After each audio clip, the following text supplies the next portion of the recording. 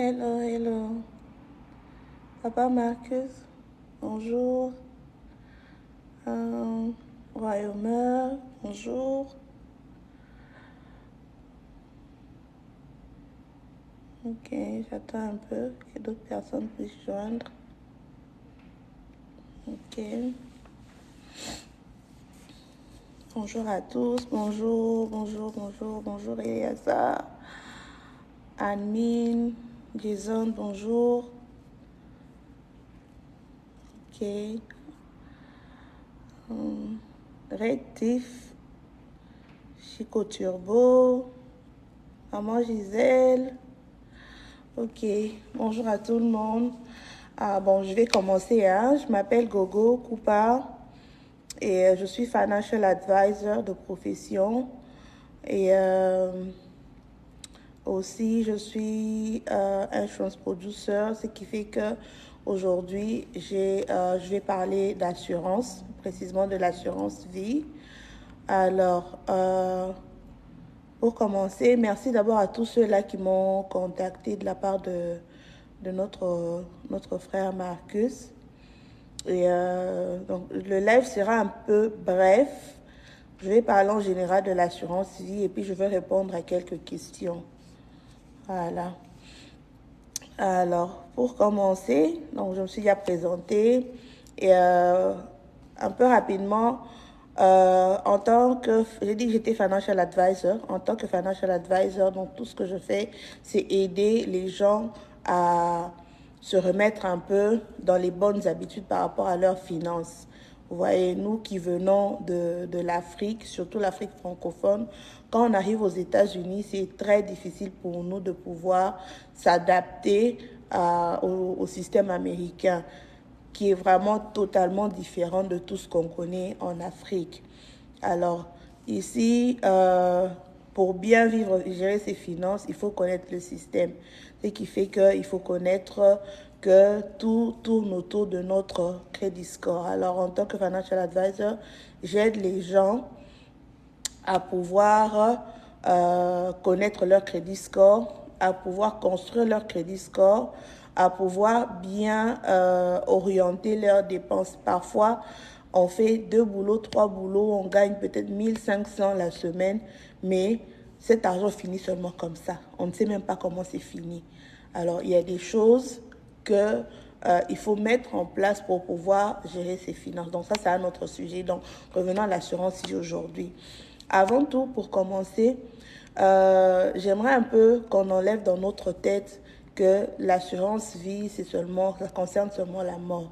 C'est pas faux, mais c'est juste un petit détail par rapport à tout ce qu'il y a à savoir sur l'assurance vie.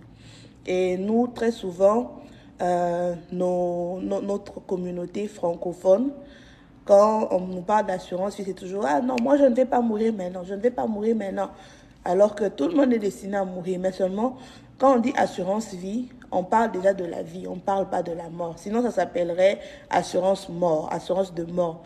Ça s'appelle assurance vie pour une raison. Et pour comprendre cela, il faut savoir qu'aux États-Unis, on a 4 types d'assurance vie.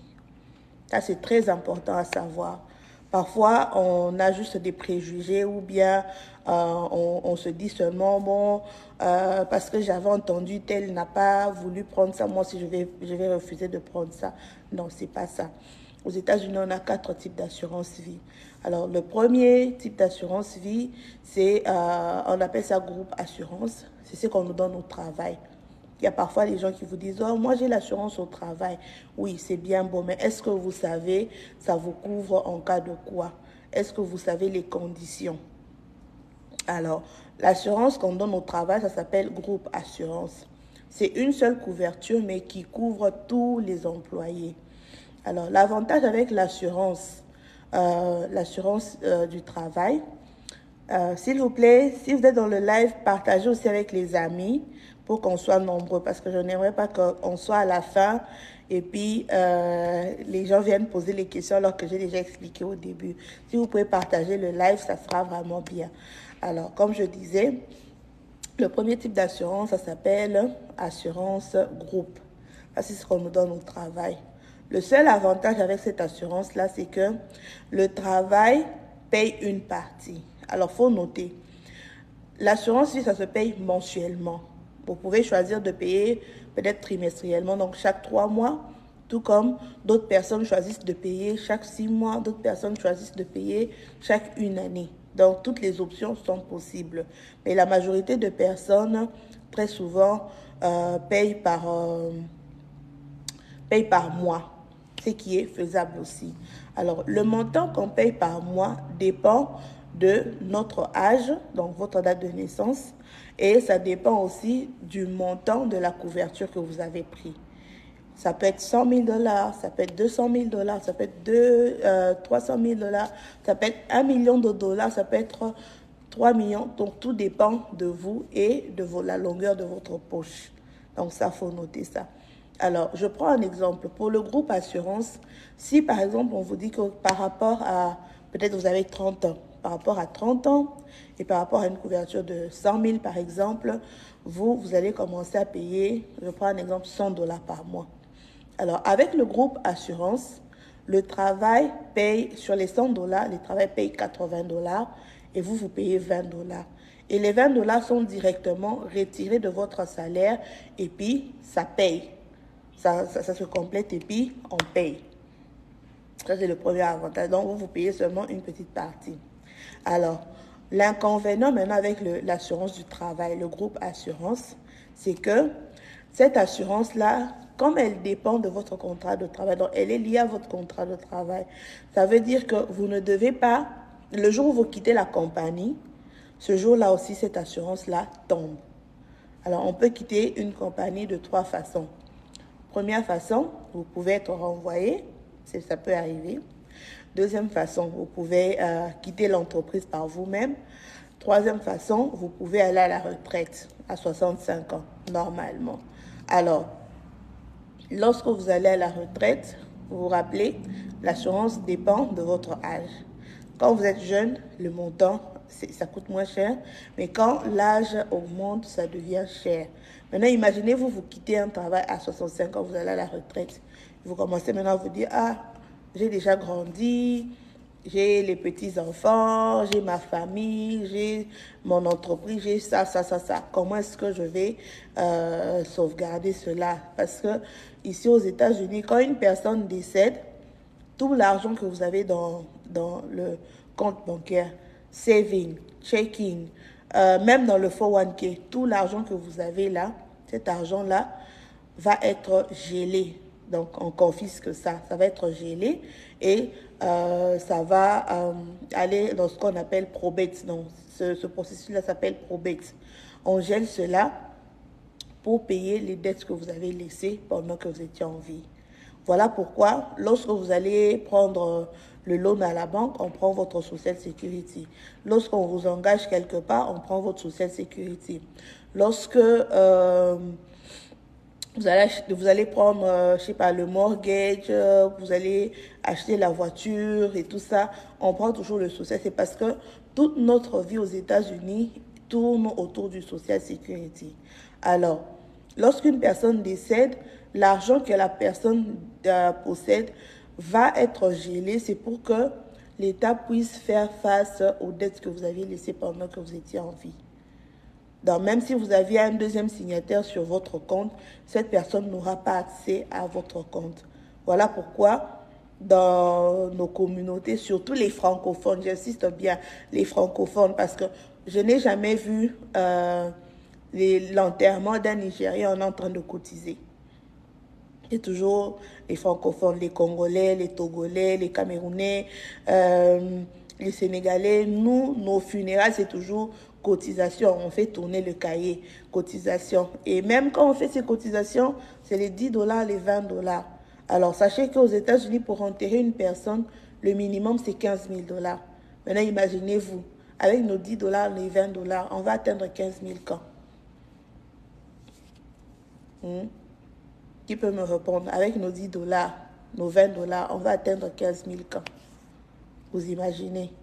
Alors, pour éviter tout ça, c'est comme ça que l'État a créé l'assurance vie. Voilà pourquoi l'assurance vie existe. C'est pour éviter que la famille Imaginez-vous, nous, on est ici. Nos familles sont en Afrique. Chaque mois, c'est nous qui envoyons. Maintenant, vous quittez la terre. Qui va supporter les familles? Si déjà pour vous enterrer, c'est un problème. Qui va supporter les familles? Il y a des personnes qui ont laissé des enfants dans leur pays d'origine. Qui va supporter les enfants si vous n'avez rien laissé pour eux? Alors, c'est pour ça que l'assurance vie existe. Alors, pour une personne qui va à la retraite, il va vouloir maintenant prendre l'assurance, ça sera tellement cher qu'il ne pourra même pas être capable de payer ça par mois. Voilà pourquoi il y a des gens qui décèdent sans pour autant laisser quelque chose. Le deuxième type d'assurance s'appelle Term Life. Term Life. Très souvent, je ne sais pas, qui a déjà reçu une lettre à la maison qui dit que voilà, venez souscrire à l'assurance vie dans votre banque. C'est très souvent les banques qui envoient ça. C'est très souvent les banques. Qui a déjà reçu une lettre comme ça de la part de sa banque de venir souscrire à l'assurance vie? Commentez un peu, je vais voir. Qui a déjà reçu une lettre?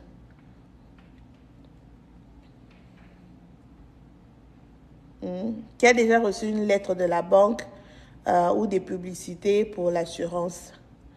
Il dit de venir prendre l'assurance vie, bien de souscrire à l'assurance vie. Je vois vous joignez le live, mais vous ne commentez pas. J'attends les commentaires.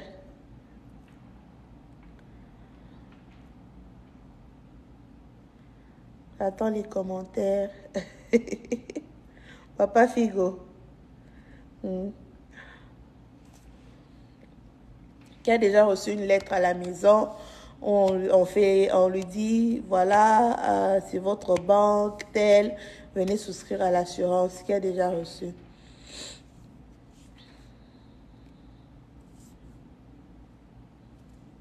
Bon, personne ne répond.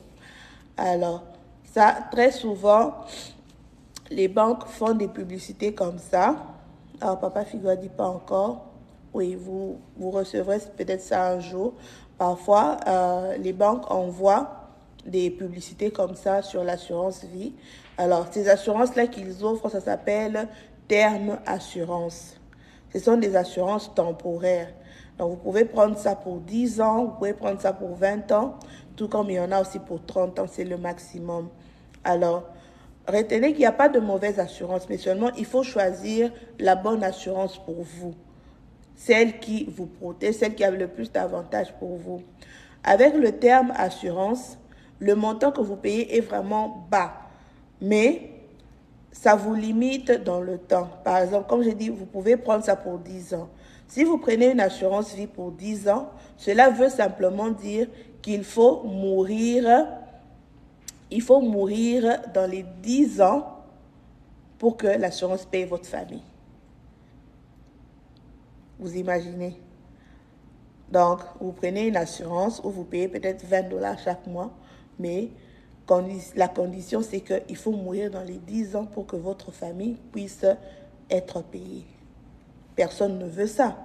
Et aussi, lorsque les 10 ans, on arrive à 10 ans et que là, vous n'êtes pas mort, les 10 ou 20 $ que vous avez payé pendant 10 ans, vous n'allez pas récupérer ça. Ça va dans l'eau. Et lorsque vous allez encore renouveler pour prendre un autre 10 ans, cette assurance-là ne va plus coûter 20 $, ça va vous coûter peut-être 100 $. Donc, c'est ça l'inconvénient avec le terme assurance. Donc, c'est quelque chose, ça coûte moins cher maintenant, mais avec le temps, ça va vous coûter vraiment, vraiment, vraiment cher. Alors, le troisième type d'assurance, ça s'appelle Whole Life. Là, c'est une assurance permanente. Quand on dit permanente, ça veut dire que c'est toute votre vie. Donc, si vous l'avez aujourd'hui, par exemple, vous avez 30 ans, vous l'aurez jusqu'à 100 ans. Voilà le Whole Life. Alors, l'avantage avec le Whole Life, c'est que lorsque vous payez, par exemple, si on vous dit, OK, par mois, vous allez commencer à payer 100 $, donc vous allez payer 100 $ toute votre vie. Et l'autre avantage, c'est que lorsque vous payez chaque mois, à la fin de chaque année, l'assurance vous rétrograde un petit montant de ce que vous avez payé. Donc, je prends un exemple. Vous payez 100 $ chaque mois, fois 12 mois, ça fait 1200. Et sur les 1200, l'assurance vous remet peut-être 200 $. C'est un exemple. On vous remet peut-être 200 $ sur ce que vous avez payé. Et à chaque année, on vous remet comme ça. Et ce montant-là, on appelle ça cash value. Alors, ce cash value va augmenter chaque année. Et peut-être après 5 ans, après 10 ans, après 20 ans, au moment, peut-être vous pouvez avoir besoin d'argent rapidement. Et là, vous pouvez recourir à ce cash value-là, peut-être pour régler le problème que vous avez. Et seulement cet argent est récupérable quand vous êtes en vie. Alors, si la personne décède, par exemple, après 10 ans, sa famille va recevoir seulement le montant général de sa couverture. Donc, s'il avait une couverture de 100 000, par exemple, sa famille va recevoir 100 000 dollars. Et s'il avait accumulé les 200 dollars chaque année, donc fois 10 ans, ça fait 2 000 dollars. Donc, la famille ne va pas récupérer les 2 000 dollars, mais elle va récupérer seulement 100 000 dollars. Ça, c'est le whole life. Et maintenant, il y a un quatrième type d'assurance vie qui s'appelle Index Universal Life. En d'autres termes, on appelle cela Income Protection. Ça, beaucoup de gens ne connaissent pas ça. Alors, le Income Protection, c'est une assurance, je peux appeler ça full coverage, comme on appelle, comme avec la voiture, quand vous allez prendre l'assurance de la voiture, on vous dit toujours, oh, je veux full coverage. C'est parce que vous savez que le full coverage vous couvre en général pour tout. Si vous cognez une personne, on paye cette personne-là, on répare la voiture de la personne. Et vous-même aussi, on arrange votre véhicule. Ça, c'est quand vous avez le full coverage. Donc, c'est un peu la même chose avec Income Protection ou bien Index Universal Life. C'est la seule sorte d'assurance qui vous donne les bénéfices pendant que vous êtes encore en vie. Alors, pour ça, il y a 3 cas. Il y a, le premier cas, c'est un cas de maladie chronique. Les maladies chroniques, c'est quoi? Il peut y arriver, vous allez au travail, très souvent, par exemple, quand il y a la neige ici, je me rappelle, il y a beaucoup de gens qui ont fait des accidents. Vous faites un accident de véhicule, conséquence, vous avez les 2 jambes cassées, par exemple. Alors, la conséquence d'avoir les jambes cassées, c'est que vous êtes incapable d'accomplir les tâches journalières. Les tâches journalières, c'est quoi? C'est par exemple se laver seul, par exemple se déplacer seul, s'habiller seul, manger seul. Donc tout ça, dès lors que vous êtes incapable d'accomplir ne fût-ce que 2 tâches journalières, dans ce cas-là, l'assurance vous paye 50% de votre couverture. Donc, si vous aviez une assurance vie de 100 000, l'assurance vous paye 50 000 dollars. Ça, c'est le premier avantage. Donc, si vous êtes incapable d'accomplir ne fût-ce que 2 tâches journalières. Deuxième cas, c'est en cas de maladie critique. Les maladies critiques, c'est des maladies comme AVC, insuffisance rénale, organe transplantation, crise cardiaque, VIH, cancer. C'est vrai, ce sont des maladies qui peuvent arriver à tout le monde. Personne n'est à l'abri de la maladie. On ne meurt qu'une seule fois, mais on est exposé à des maladies tous les jours. Imaginez-vous les gens qui travaillent dans les factories. GBS, Smithfield, je sais pas moi, les usines de fer et tout ça. Tous les gens qui travaillent dans les factories, ils sont exposés tous les jours à des maladies. Parce qu'il y a des produits chimiques, il y a la fumée, il y a toutes sortes d'histoires auxquelles nous sommes exposés tous les jours. Et ces histoires-là peuvent causer le cancer. Alors, le cancer, c'est une maladie critique. C'est des maladies, vous pouvez les avoir, ça ne vous tue pas. On est aux États-Unis quand même. Donc, même si vous êtes malade, la maladie ne va pas vous tuer parce qu'il y a tous les traitements possibles. À moins que, voilà, bon, c'est une maladie en phase terminale, on la découvre en phase terminale. Et même si on la découvre en phase terminale, l'assurance va vous payer. Vous imaginez. Vous allez à l'hôpital, on vous dit non, on a trouvé, vous avez le cancer du sein, par exemple. Vous avez un début de cancer du sein.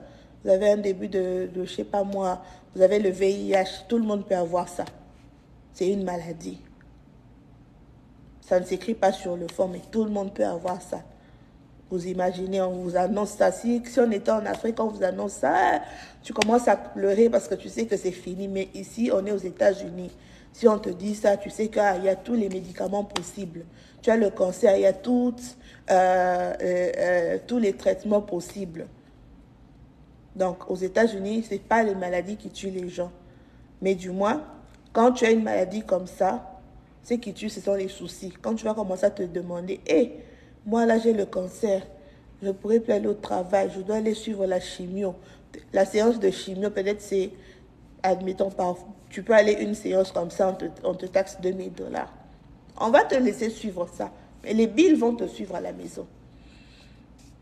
Les bills, ça va suivre à la maison. Maintenant, imaginez-vous que les bills arrivent à la maison, vous regardez, vous n'allez pas au travail. Vous regardez comme ça, j'ai fini tout mon saving. Je dois payer la maison, je dois payer la voiture, je dois nourrir les enfants, je dois envoyer l'argent au pays pour les parents. Tout ça, quand tu commences à réfléchir à tout ça, en tout cas, c'est ce qui fait que les gens meurent. Les gens meurent, c'est à cause des soucis, ce n'est pas à cause des maladies. Mais si une personne a son assurance vie, qu'on appelle income protection, dans ce cas-là, l'assurance lui paye entre 50% et 90% de sa couverture. Donc, si vous aviez une couverture de 100 000, l'assurance vous paye entre 50 000 et 90 000, selon la gravité de la maladie. Ça, c'est votre médecin qui va communiquer à la compagnie d'assurance la maladie à tel niveau. Et par rapport à ce niveau-là, l'assurance vous paye. Imaginez-vous, vous êtes à l'hôpital, vous suivez une chimiothérapie et vous avez 50 000 qui vient dans votre compte. Mais vous allez suivre ça avec courage. Vous imaginez. Vous allez suivre ça avec courage. Pourquoi? Parce que il y a de l'argent. Vous savez que vous allez guérir. Il y a l'argent. Ce n'est pas l'argent qui manque.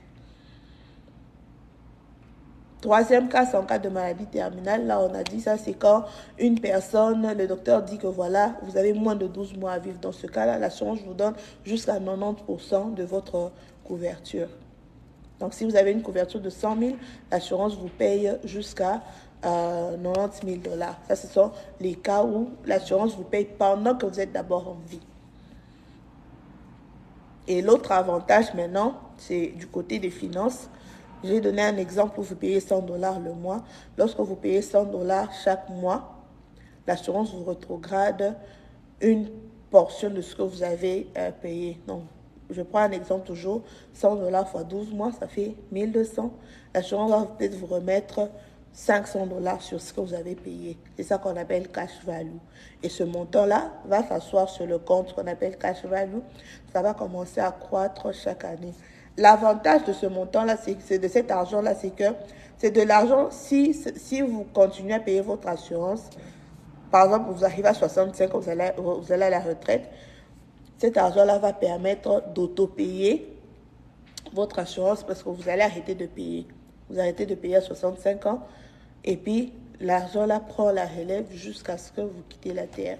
Deuxième avantage, c'est que il peut y arriver parfois, nous tous on connaît des situations difficiles. Peut-être parce que vous quittez un travail, vous allez à un autre. Peut-être vous êtes en dehors du pays. Alors, dans ce cas-là, vous êtes peut-être dans votre compte, vous n'avez peut-être rien laissé. Mais puisque vous avez le cash value dans votre assurance vie, l'assurance ne va pas stopper, ne va pas être cancellée. Si vous avez une bonne mémoire, avec l'assurance de votre véhicule, si vous ne payez pas un mois, l'assurance stop, on cancelle ça. Mais ici, avec l'index Universal Life, tant que vous avez l'argent sur votre cash value, cet argent-là va commencer à payer les mensualités que vous avez ratées. Donc, vous ne perdez pas votre couverture. Vous avez vraiment la garantie que, voilà, dans les temps difficiles, mon assurance peut me protéger. Dans les temps de sécheresse, mon assurance peut me protéger. Et en cas de décès, l'argent est débloqué dans les 48 heures. Donc, vous imaginez, une personne décède dans les 48 heures, sa famille touche 100 000 $, sa famille touche 200 000 $, sa famille touche même 1 million. Les personnes, les blancs, qu'est-ce qu'ils font? Quand il a son assurance, il peut prendre l'assurance pour 500 000, pour 1 million, parce qu'il sait que si je meurs aujourd'hui, la banque va arracher la maison, mais parce que j'ai la dette. Mais si j'ai 500 000 qui va être donné à ma famille, ma femme, mes enfants, mon mari, ils peuvent racheter la maison, ou bien ils peuvent acheter une autre maison, ils peuvent peut-être aller vivre quelque part d'autre. Mes enfants vont continuer l'école. C'est comme ça qu'on prévoit. Vous imaginez? Ok, maman Gisèle, pas de problème. On peut s'appeler après. On peut s'appeler après. Il n'y a pas de souci. Donc, vous imaginez. Donc, si une personne a l'assurance vie, il a la garantie que, bon, voilà, aujourd'hui, si je suis incapable d'accomplir les tâches journalières, je sais que j'ai quelque chose qui va me supporter. J'ai quelque chose qui va remplacer mon income. Parce que nous tous, nous vivons ici aux États-Unis pour l'income. Nous allons travailler, c'est pour ramener l'income. Maintenant, posez-vous la question. Moi, aujourd'hui, je pars au travail tous les jours avec les risques d'être tamponné, avec les risques de cogner, avec les risques de tomber malade. Si aujourd'hui je suis malade, comment je vais faire? Comment je vais payer le loyer? Comment mes enfants vont manger? Comment je vais supporter ma famille au pays? Donc, posez-vous ces questions-là. Alors, c'est très important d'avoir l'assurance vie. C'est très important de choisir la bonne assurance vie. C'est très, très important de se protéger. Je vois les gens, quand il n'a pas l'assurance du véhicule, non, non, non, non, il a peur. Je demande parfois, mais toi, tu as l'assurance du véhicule, mais comment toi-même, la personne qui conduit ce véhicule, ou bien toi-même, la personne qui va chercher l'argent pour payer ce véhicule, tu n'es pas assuré? Oh non, j'ai peur de la police. Ah bon? Tu as peur de la police? Ok. L'assurance de la voiture, ça protège la voiture, ça ne te protège pas toi. La voiture, tu peux remplacer ça, mais toi-même, tu ne peux pas te remplacer. Si aujourd'hui tu es malade, tout est handicapé. Si aujourd'hui tu es paralysé, tout est handicapé, tout est en stop. Donc vous imaginez. Vous imaginez comment est-ce qu'on passe à côté des choses essentielles alors qu'on est aux États-Unis. Donc c'était un peu ça. En gros, les 4 types d'assurance, j'ai détaillé. Et maintenant, je vais répondre aux questions. Alors, je vais répondre aux questions. Je ne sais pas comment. Qui a une question par rapport à ce que je viens de dire? Qui a une question?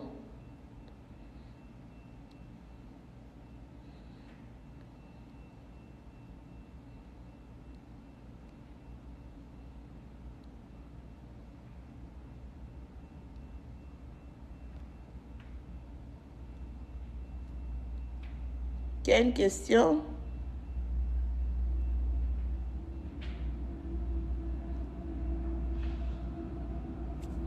J'attends les questions.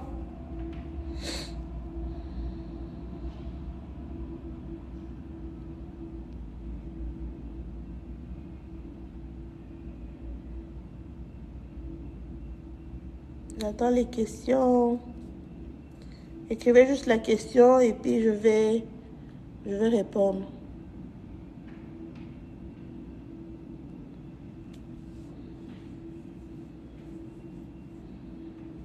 Tapez juste votre question et puis je vais répondre.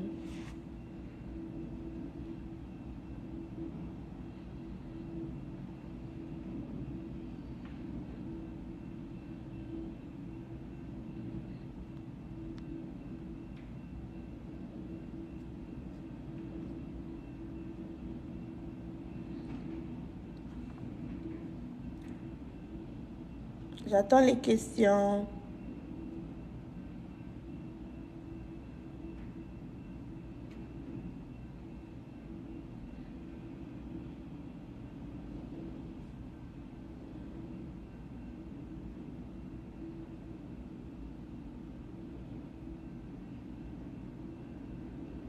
Question, question.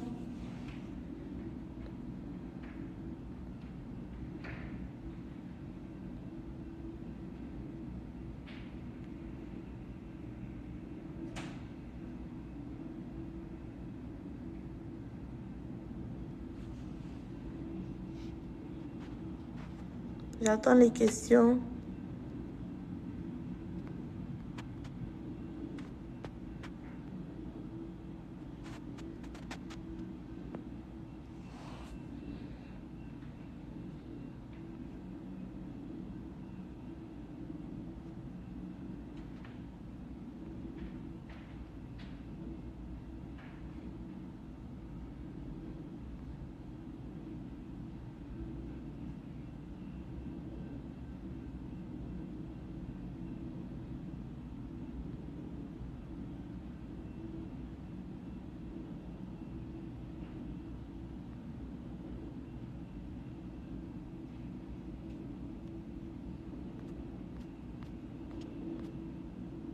Ok, s'il n'y a pas de questions, on va s'arrêter là pour aujourd'hui.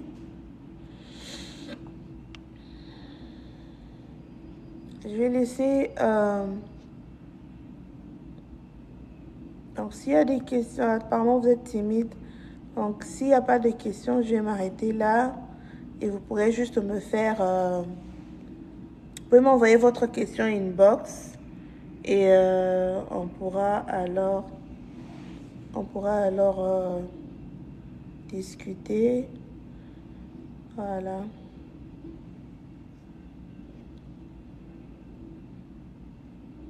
Ok. Non, on va s'arrêter là pour aujourd'hui. Donc, j'attends les questions en inbox et puis on va prendre rendez-vous. Patrick. Bonnie. J'attends les questions inbox. J'attends les questions inbox. Je vais m'arrêter là pour aujourd'hui. Allez. Bye bye.